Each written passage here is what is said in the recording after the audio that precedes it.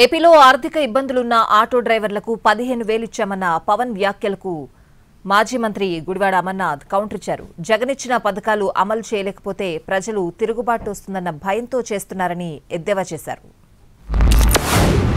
సమర్థవంతమైన నాయకత్వం, ప్రణాళికాబద్ధమైన పాలన ఉంటే ఏ రాష్ట్రమైనా సుభిక్షంగా ఉంటుంది. గడిచిన 15 నెలల కాలంలో గౌరవ ముఖ్యమంత్రి శ్రీ నారా చంద్రబాబు నాయుడు గారి నాయకత్వంలోని కూటమి ప్రభుత్వం ఈ విషయాన్ని పదే పదే నిరూపించింది. ఆ క్రమంలో ఇందాక మీకు చెప్పినట్టుగా ఆడపడుచులకు ఇచ్చిన మాటలు నిలబెట్టుకునే పరిస్థితుల్లో మీకు ఆటోలు, క్యాబ్లు నడుపుకుంటూ జీవనం సాగించే వారిపైన ప్రభావం చూపించింది. అందుకనే ఈ రోజున 15,000 రూపాయలు మీకు ఇచ్చి మీకు చిన్నపాటి వెన్నుదన్నుగా ఉన్నామని తెలియజేసుకుంది కూటమి ప్రభుత్వం. ఎక్కడ జగన్మోహన్ రెడ్డి గారు ఇచ్చినటువంటి పథకాలని మనం అమలు చేయలేకపోతే ఎక్కడ తిరుగుబాటు వస్తుందో ప్రజల్లో అనేటువంటి భయంతో చేస్తున్నటువంటి కార్యక్రమాలు కనబడుతున్నాయి తప్ప వాళ్ళు 2024-25 అయితే ఏ ప్రోగ్రాము లేదు, ఒక సిలిండర్ తప్పితే.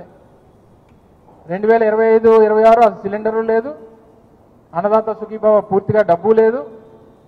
ఈరోజు చివరికి బస్సు ఇస్తే ఆటో వాళ్ళు కోపడ్డారని ఆటో వాళ్ళు కోపడితే ఆటో వాళ్ళకి ఇస్తే బస్సు వాళ్ళు కోపడారని బస్సు వాళ్ళకి ఇవ్వడం, ఇవన్నీ ఈ రొటీన్గా ఎవరో కంటి తుడుపు చర్యగానో లేకపోతే ఎక్కడ ప్రజలు తిరుగుబాటు వస్తుంది అన్నటువంటి భయంతో చేస్తున్నటువంటి కార్యక్రమం తప్ప